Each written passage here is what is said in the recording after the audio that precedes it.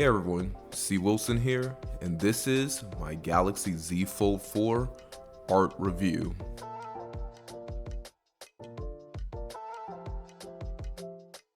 If I had to summarize the Z Fold 4 art review into one word, I'd say refinement.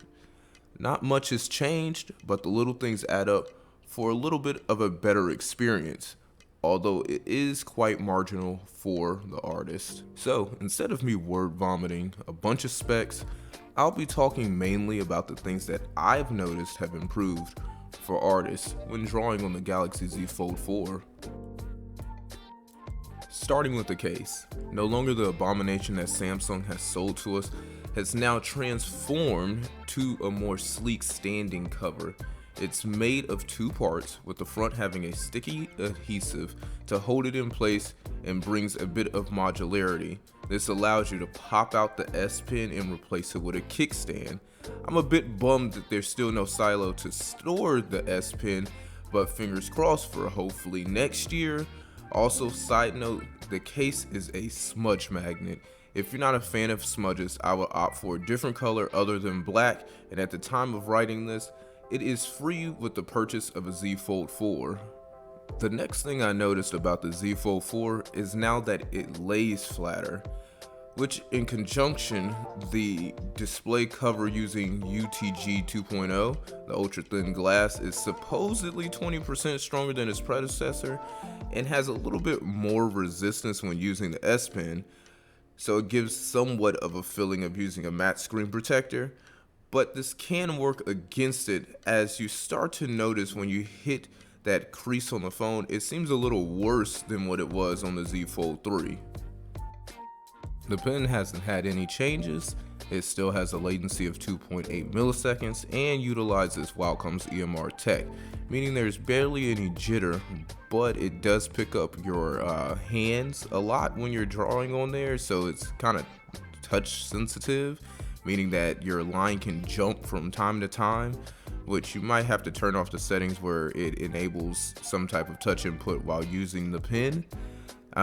Also, when you're drawing, that crease does creep up a little bit to where when you're drawing and you hit the crease, your line will jump and kind of make like a crooked line at the crease. So as long as you keep in mind that there's two parts of the screen, you shouldn't have an issue, but it can creep up and become an issue for some. The Z Fold 4 also weighs about 254 grams, which is only about 5% lighter than the Z Fold 3. But what I've noticed is since the hinge on the phone is tucked in closer, it makes the ease of just holding the phone a little bit better, and you can kind of feel that it's lighter. Now, that's very marginal, and when you do use the phone and you just are walking around with it, it doesn't feel as heavy as it used to be. And that's always a plus, because drawing on the go, you do not want a heavy device that you put in your pocket. Now, something that should be coming to all the Galaxy Z Fold lineups is Android L.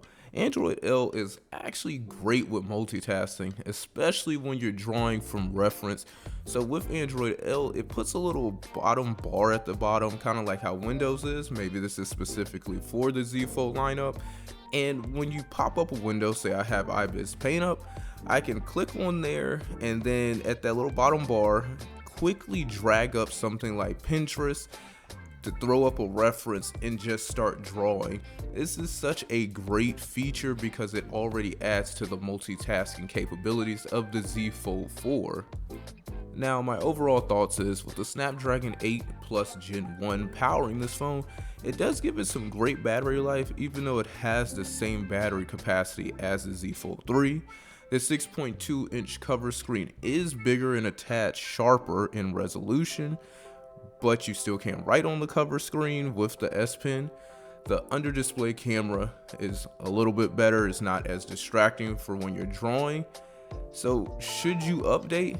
I say no. If you have a Z Fold 3, there's no reason to update with such a very marginal update. Honestly, it's refinement at best.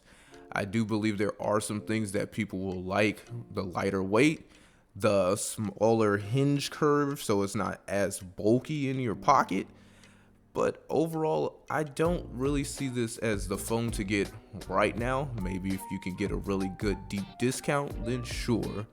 But other than that, I think it's just a pretty good phone. Maybe next year's generation will finally get some of the needed improvements that we were looking for, like a less noticeable crease.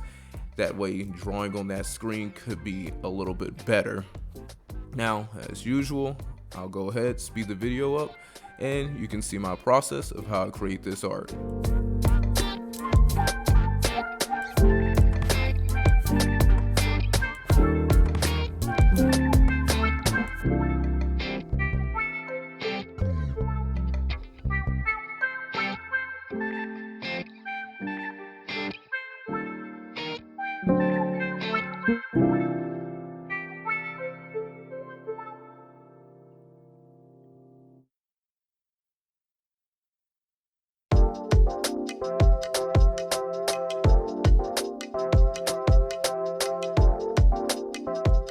So, hope you all enjoyed the video. If you did, leave a thumbs up and subscribe.